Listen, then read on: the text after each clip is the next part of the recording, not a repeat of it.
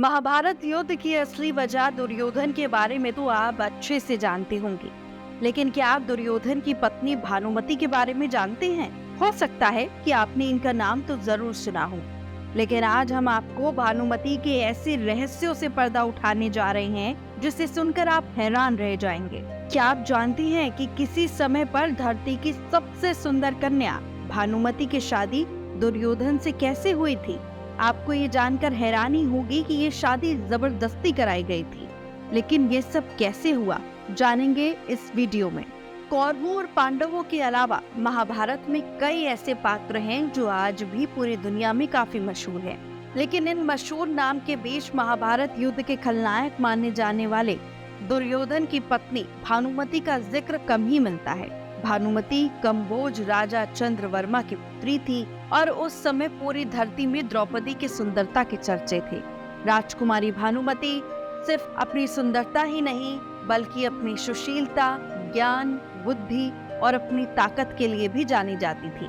भानुमति जब बड़ी हुई तब बड़े बड़े महारथी उनसे विवाह करके भानुमति को अपनी पत्नी बनाने का सपना देखने लगे। भानुमति के विवाह के लिए राजा चंद्रवर्मा ने एक स्वयंवर का आयोजन किया, जिसमें दुनिया भर के राजा, राजकुमार और शूरवीरों ने हिस्सा लिया। अपनी सुंदरता से हर किसी का दिल जीतने वाली भानुमति का दिल अर्जुन को चाहता था और भानुमति को उम्मीद थी कि अर्जुन भी इस स्वयंवर में आएंगे और वो उनको अपना पति चुन लेगी। लेकिन अर्जुन किसी कारणवश इस स्वयंवर में नहीं आ सके।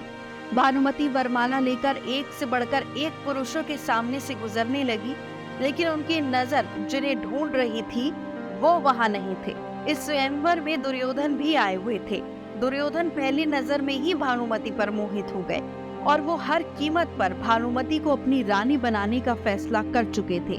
लेकिन जब भानुमति दुर्योधन के पास आई तब भानुमति दुर्योधन को नजरअंदाज करके आगे बढ़ गई, जिसके बाद दुर्योधन को खुद की उपेक्षा बर्दाश्त नहीं हुई। उन्होंने जबरदस्ती भानुमति के हाथों वरमाला डलवा ली। दुर्योधन की इस हरकत से स्वयंवर में आए दूसरे राजाओं और दरबारी ने दुर्योधन का विरोध करना शुरू कर दिया, जिसके बाद दुर्योधन ने सबको चुनौती दे डाली कि अगर किसी ने भी युद्ध में उनके मित्र को पराजित कर दिया तो वो भानुमति को छोड़ देंगे, लेकिन अगर ऐसा नहीं हो पाया तो वो भानुमति से विवाह रचाकर उसे हस्तिनापुर ले जाएंगे। कर्ण दुर्योधन के बेहद खास मित्र थे, इसलिए अपनी मित्रता की खातिर वो इस काम में दुर्योधन का साथ दे रहे थे।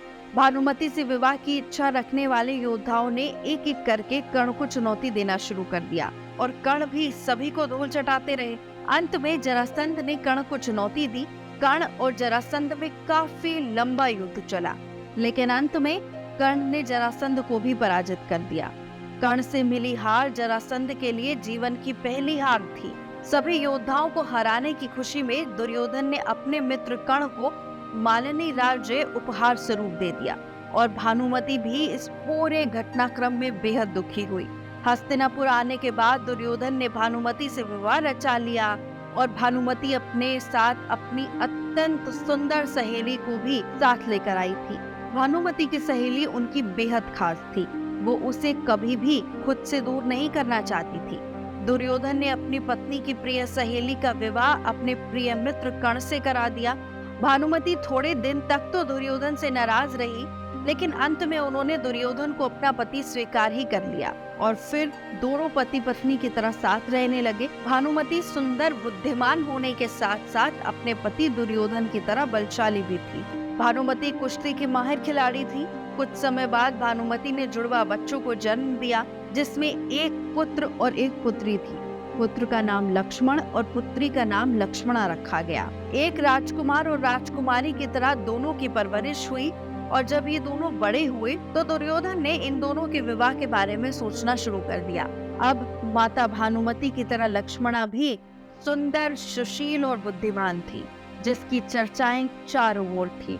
दुर्योधन कर्ण के साथ अपने मित्रता को रिश्तेदारी में बदलना चाहता था और इसलिए उसने अपनी पुत्री लक्ष्मणा का विवाह कर्ण के पुत्र वृषसेन से तय कर दिया था और वो दोनों भी मन ही मन एक दूसरे को चाहते थे।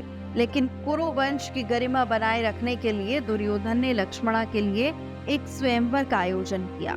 इस स्वयंवर में दूर दूर से क्षत्रियों को बुलाया गया, लेकिन स्वयंवर से पहले ही दुर्योधन ये तय कर चुका था कि लक्ष्मणा वृषसेन को ही अपना पति चुनेंगी। स्वयंवर बस दुनिया को दिखाने के लिए एक दिखावा था। वास्तव में लक्ष्मणा ने पहले ही वृषसेन को अपने पति के रूप में चुन लिया था। इस स्वयंवर में श्री कृष्ण के पुत्र शांब भी आए हुए थे। लक्ष्मणा की सुंदरता के चर्चे सुनकर शांब भी उन पर मोहित थे और उससे विवाह करना चाहते थे।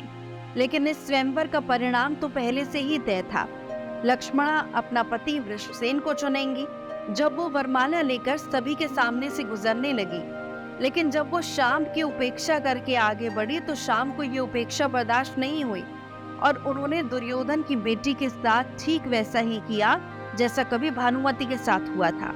उसने दुर्योधन के सामने लक्ष्मणा से बलपूर्वक वरमाला अपने गले में डलवा ली, जिससे दुर्योधन क्रोधित हो उठा और उसने गुस्से में शाम को बंदी बनाकर जेल में डाल दिया। शाम के बंदी बनाए जाने की खबर जब श्री कृष्ण के भाई बलराम को लगी तो वो गुस्से से आग बबूला हो गए और उन्होंने दुर्योधन से बदला लेने का फैसला किया। जब दुर्योधन पर प्रहार करने के लिए बलराम उसके पास आने लगे, लेकिन दुर्योधन बलराम से युद्ध नहीं चाहते थे, इसलिए उसने अपनी कृष्ण भक्त पत्नी भानुमति से समस्या का समाधान निकालने का आग्रह किया। भानुमति ने बलराम के साथ बातचीत से मामला सुलझाने की कोशिश की और इस मामले का समाधान निकालते हुए भानुमति ने शाम और लक्ष्मणा का विवाह पूरे रीति रिवाज से करवा दिया। जब दुर्योधन का बेटा लक्ष्मण विवाह के लिए लायक हो गया, तब बलराम ने अपनी बेटी वत्सला का विवाह लक्ष्मण के साथ कराने की इच्छा प्रकट की। दुर्योधन इस विवाह के लिए तैयार हो गया और पिता के कहने पर लक्ष्मण भी वत्सला को अपनी पत्नी के रूप में स्वीकार करने के लिए तैयार हो गया। लेकिन वत्सला अभिमन्यु से प्रेम करती थी। ये दोनों विवाह करना चाहते थे।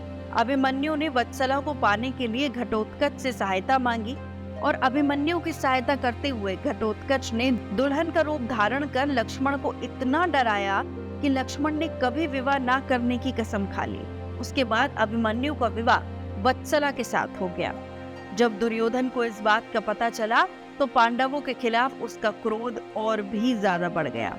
जब कौरवों और पांडवों के बीच महाभारत का युद्ध हुआ तो इस युद्ध में दुर्योधन का पुत्र लक्ष्मण अभिमन्यु के हाथों मारा गया। भानुमति को अपनी बेटी की मृत्यु का गहरा सदमा लगा। लक्ष्मण की मौत के बाद भानुमति का पति दुर्योधन भी भीम के हाथों मारा गया और इस तरह से महाभारत के युद्ध में भानुमति ने अपना पति और अपना पुत्र दोनों खो दिए।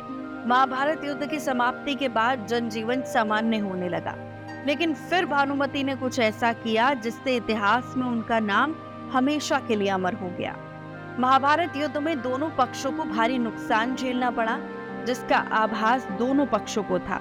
अब दोनों पक्ष दुश्मनी खत्म करके मित्रता शुरू करना चाहते थे।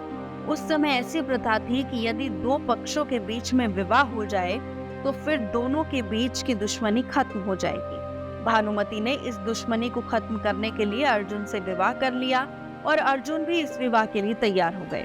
अर्जुन और भानुमति विवाह के गठबंधन में बंध गए और इस विवाह के साथ ही कौरव और पांडवों के बीच की दुश्मनी हमेशा के लिए खत्म हो गई। भानुमति ने अपने फैसले से दोनों को जोड़कर एक कर दिया और यहीं से ये कहावत बनी, कहीं की ईंट कहीं का रोड़ा, भानुमति ने कुनबा जोड़ा। आपको ये जानकारी कैसी लगी हमें जरूर बताइएगा। यदि वीडियो अच्छी लगी हो तो चैनल को सब्सक्राइब करना बिल्कुल ना भूलें।